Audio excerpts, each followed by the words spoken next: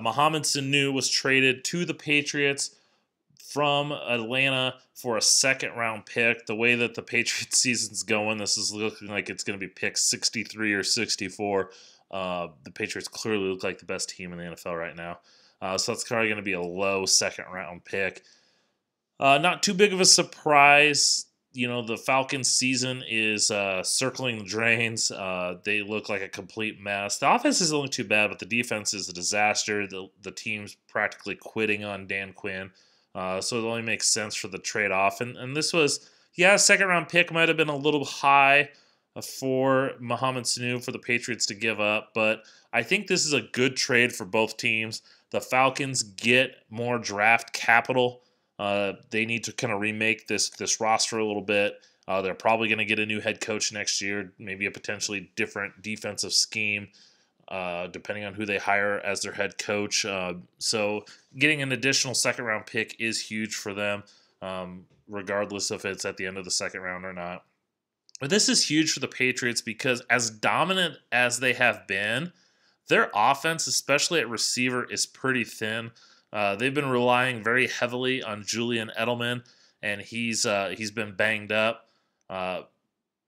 N'Keal Harry, who was their first-round pick last year, has yet to play. It looks like he's going to be coming back. And they just recently put Josh Gordon on the IR, ending his season.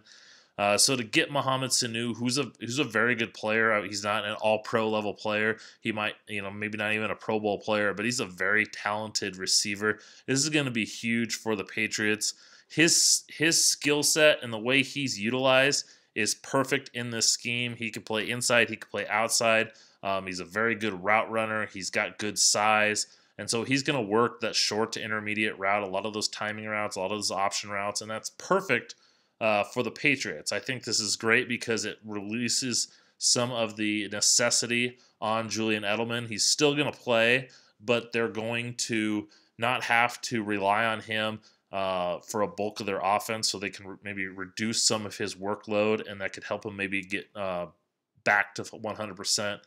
And Sanu is just a talented player, and they're relying on Philip Dorsett and those guys. Now you get a guy that can be the true number 2, potentially a number 3, and really help out this offense. I'm really anxious to see N'Keal Harry get back. I know there was all this talk about finding a tight end to replace Rob Gronkowski, but I think it's a guy like N'Keal Harry whose ability to win contested catches is going to be a big factor in this decision. So I like this for both teams. And it's for different reasons. Patriots get a guy that can help them, help out one of their weaknesses, one of the very few weaknesses on their team. And the Falcons, they get a pretty high draft pick. I mean, a second-round pick, regardless of it being at the end, is still a pretty high draft pick, and they can get an impact player in the 2020 NFL Draft.